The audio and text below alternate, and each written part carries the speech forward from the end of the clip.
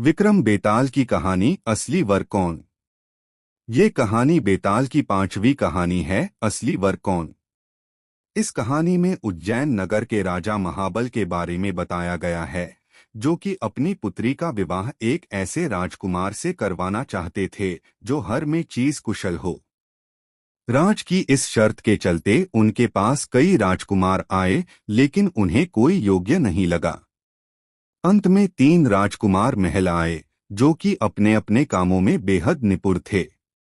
लेकिन एक राक्षस ने राजकुमारी को अगवा कर लिया था। राजकुमारी को बचाने तीनों राजकुमार गए थे, और कहानी के आखिर में जब बेताल ने राजा विक्रम से पूछा तो उन्होंने राजकुमारी का असली वर कौन होगा वो बताया। कहानी के पात्र राजा महाबल, राजकुमारी महादेवी, 3 राजकुमार, राक्षस।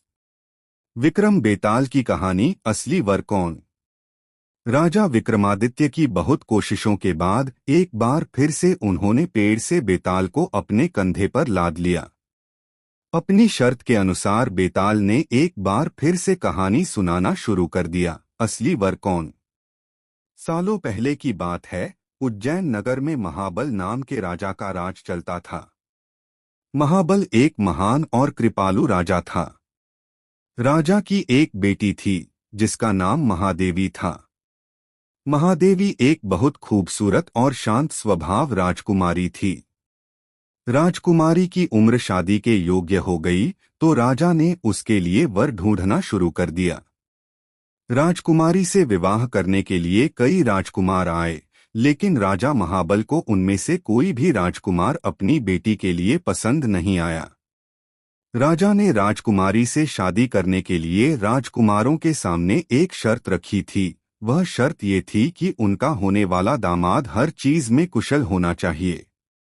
ऐसे काफी वक्त बीत गया, लेकिन राजा को राजकुमारी के लिए योग्य लड़का नहीं मिला।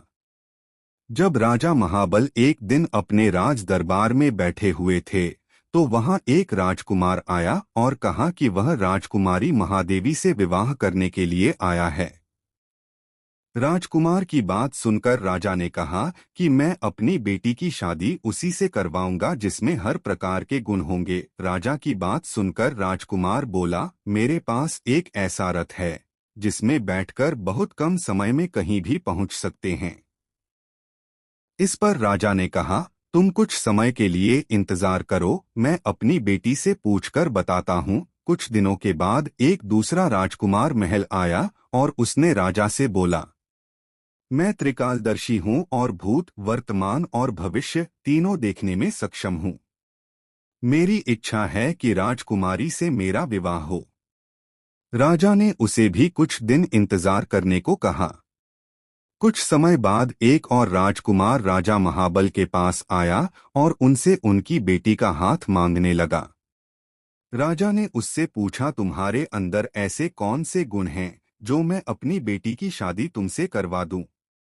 राजकुमार ने कहा, हे महाराज, मैं धनुष विद्या में बहुत कुशल हूँ। मुझ जैसा धनुर्धारी आपको कहीं नहीं मिलेगा। राजा ने राजकुमार की तारीफ में कहा, बहुत बढ़िया।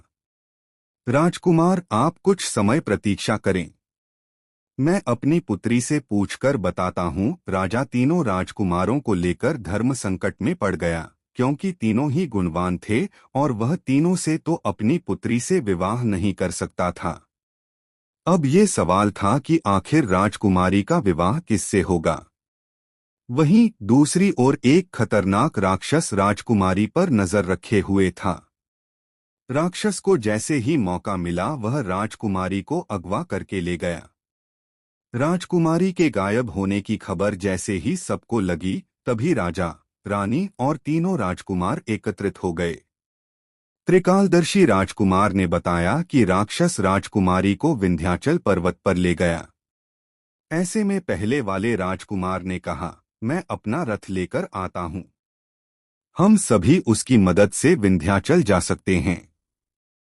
वहीं तीसरे राजकुमार ने कहा, मैं अपने तीर कमान से उस राक्षस को मार डालूंगा। इसके बाद तीनों राजकुमार रथ पर बैठकर राजकुमारी को बचाने विंध्याचल पर्वत की तरफ चल पड़े। उन्होंने जब राक्षस को देखा तो धनुर्धारी राजकुमार ने उसका वध कर दिया और राजकुमारी को बचाकर वापस महल लेकर आ गया। इस कहानी के बाद बेताल ने विक्रम से तुरंत पूछा, हे राजन, राजकुमारी को तीनों राजकुमार बचाने गए, तो ये बताओ कि राजकुमारी की शादी किससे होनी चाहिए? राजा, मैंने सुना है कि तुम बहुत न्यायवादी हो। इस सवाल का जल्दी जवाब दो, वरना मैं तुम्हारे सिर के कई टुकड़े कर दूंगा।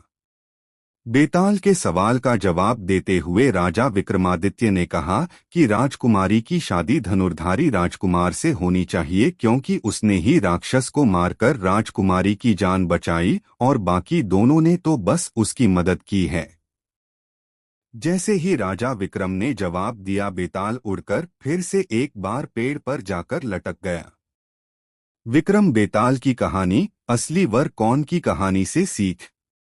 असली वर कौन कहानी से हमें ये सीख मिलती है कि मुसीबत में हमेशा साहस और हिम्मत ही काम आती है, इसलिए कभी मुसीबत से भागे नहीं बल्कि साहस से उसका सामना करें। विक्रम बेताल की कहानी असली वर कौन की कहानी का कहानी प्रकार। यह कहानी विक्रम बेताल की मशहूर कहानियों के अंतर्गत आती है। इन कहानियों को बेताल पचीसी के नाम से भी जाना जाता है। अक्सर पूछे जाने वाले प्रश्न 1, असली वर कौन कहानी की नैतिकता क्या है? असली वर कहानी की नैतिकता ये है कि किसी भी परिस्थिति में हमें हिम्मत से काम करना चाहिए, ऐसा करने से हमें सफलता जरूर मिलती है। 2, हमें मुसीबत के समय में हमेशा साहस से काम क्यों लेना चाहिए? इंसान को हमेशा मुसीबत में संयम और हिम्मत दोनों से काम करना चाहिए और घबराना बिल्कुल नहीं चाहिए। व्यक्ति के साहस करने से उसकी मुसीबत हल हो जाती है और वह अपने कार्य में सफल जरूर होता था। निष्कर्ष। इस कहानी से ये निष्कर्ष सामने आता है कि हमें हमेशा बुरी परिस्थिति में साहस से काम करना चाहिए, ताकि मुसीबत के समय आपको हिम्मत मिले और अपने काम को पूरा कर सकें।